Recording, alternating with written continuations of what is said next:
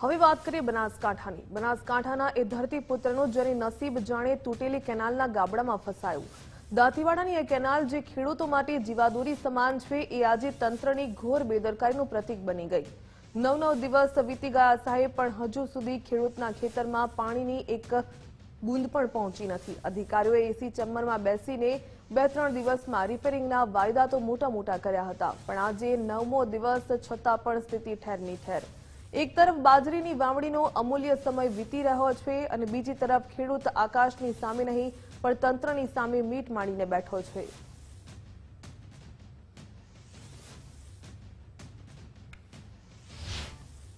નવ દિવસથી સાહેબ હાલ વાવેતરનો ટાઈમ છે અને કેનાલ પણ નવ દાડાથી તૂટેલી પડી છે, એટલે ખેડૂતોને અત્યારે બટાકા પણ નુકસાન છે।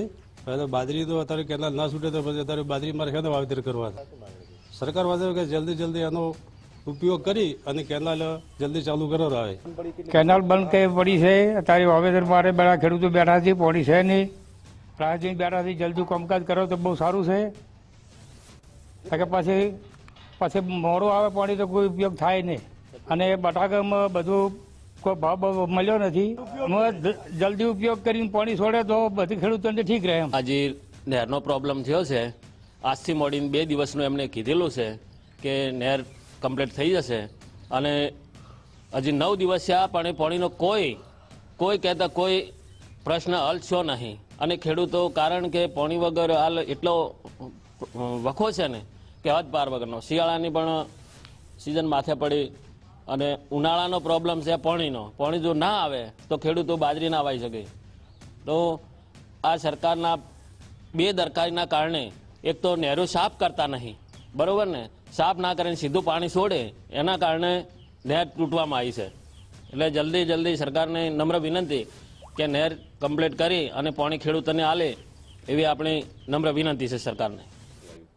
કેનાલ તૂટ્યાને આજે 9 દિવસ થયા છે અને એ તંત્રવાળા સરકાર એવું કહેતા હતા લોકો કે 2 દિવસની અંદર કેનાલ સફાઈ થઈ રિપેરિંગ કામ થઈ જશે, પણ આજે 9 દિવસ થઈ ગયા છે, હજુ સુધી કેનાલ રિપેર થઈ નથી અને પાણીના ખેડૂતો વળખા મારી રહ્યા છે। એને એટલી જ મારી વિનંતી છે કે ફટાફટ કેનાલ રિપેર કરે અને જલ્દી પાણી આપે, પછી તો પાણી કંઈ કામનું નથી। દાંતીવાડા ડેમ નજીક જે કેનાલ તૂટી હતી તેને આજે 9 દિવસ થયા છે, પરંતુ હજુ સુધી કેનાલ રિપેરિંગ થઈ નથી રહી।